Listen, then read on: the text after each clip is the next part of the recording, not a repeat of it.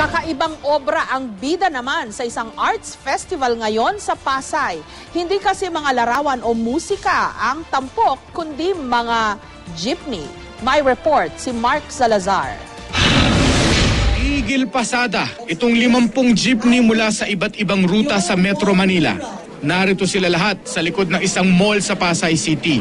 Pero walang mga placard ang mga jeepney driver. Dahil hindi naman sila humihingi ng aumento sa pasahe o nagrereklamo sa oil price hike o kaya na may na-impound dahil barumbado sa kalye. Narito sila para bihisan ang kanilang mga jeep.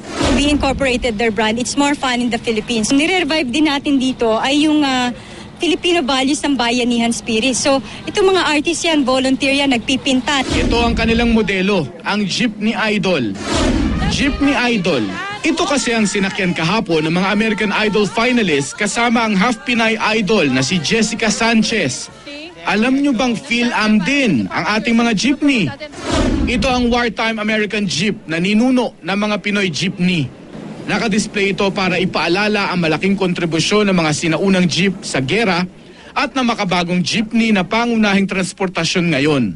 Hindi lang jeepney ang bibihisan sa arts festival na ito, pati ugali ng mga jeepney driver.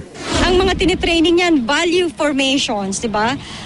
Philippine history, road safety tips, road ethics, passenger handling. Sa Sabado pa matatapos ang pagdidisenyo ng mga jeep na ito. Ang misyon, mahawa ang lahat ng jeepney sa kalye sa pagsisigurong it's more fun to ride in the Philippines. Mark Salazar, GMA News.